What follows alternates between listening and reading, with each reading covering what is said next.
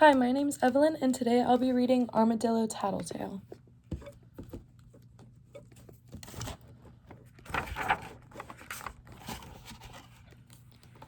The bare bones beginning, Armadillo's ears were as tall as a jackrabbit's and as wide as a steer's horns.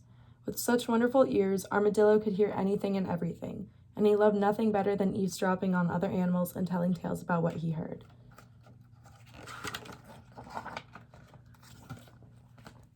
But as good as his ears were for hearing, they dragged in the dirt and stuck in the muck after a rain, and always made him trip. Thus, Armadillo was slowest of creatures. And since the other animals disliked him for telling tales, they beat him to the watering hole every day and forced Armadillo to scrouge through the mud for a puddle of murky water to drink. It tasted awful and practically made him sick, so he drank as little as possible and was always thirsty. One day, as Armadillo stumbled around searching for a puddle, he overheard Egret whispering to Turtle, "Blue Jay's feathers are looking a bit scraggly. I wonder if the poor bird is sick. I'll call on him tomorrow to see if I can be there for help." But Armadillo went to Blue Jay first, twitching his little tail as he spoke. "I heard Egret talking about you," he said in a sing-song voice. "She thinks you're scraggly looking." Blue Jay squalled as he bawled, and he squawked as he gawked, and he otherwise threw one humongous hissy fit.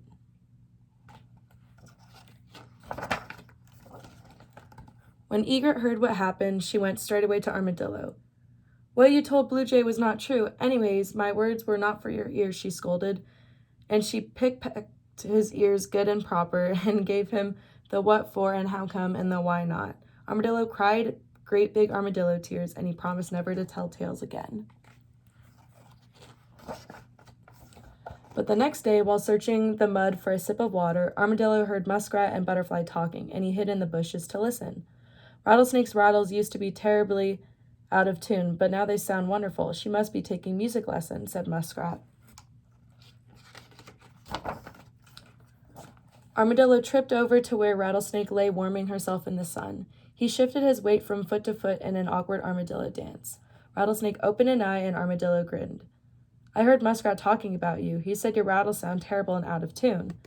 Rattlesnake rattled and she prattled, and she fussed and she cussed, and she otherwise threw one humongous hissy fit. When Muskrat heard what had happened, he scurried to Armadillo. "You twisted my words into something I did not say," he shrieked. "Besides, my words were not for your ears."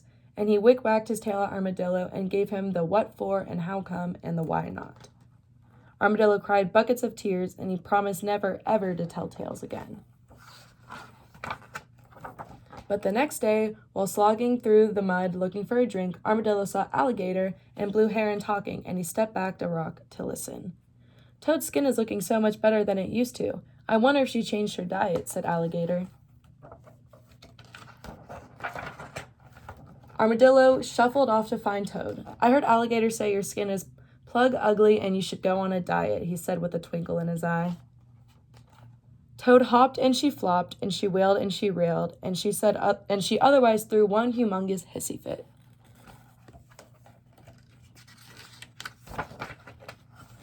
When Alligator found out what Armadillo had said, she hurried to find him.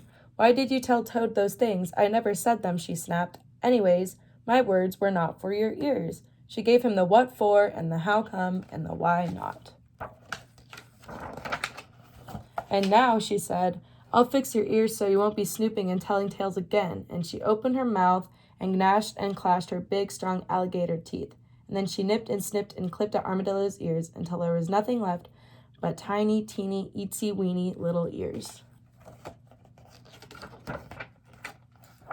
When she finished, Armadillo looked at his reflection in a puddle. His ears were so tiny. Then he started to cry. Oh, did he cry. He raised such a ruckus that all the animals came to see what happened. When they saw his ears, his new tiny, teeny, itsy-weeny little ears, they stared and they gawked and they whispered. Armadillo stopped crying. "What?" he asked. "What are you whispering?" Everyone gaped at Armadillo because, for the first time, he hadn't quite heard. "It's not for your ears anyway," Muskrat called out. Armadillo's face turned red. "I did not hear the whispers, but I heard that," he said, chasing after Muskrat. In seconds, Armadillo caught him.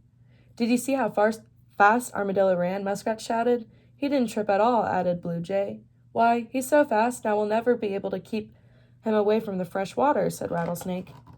Armadillo felt his tiny, teeny, eensy-weeny little ears. Fresh water, he shouted. That is just what I want, and it's fun to run fast. Then he danced and raced in circles and zigzags all the way to the watering hole, where he drank as much fresh, clear water as he wanted. From now on, I will never be thirsty again. And he wasn't. He also stopped telling tales, for even though he could hear with his tiny, teeny, eensy-weeny little ears, he couldn't overhear the other animals' conversations.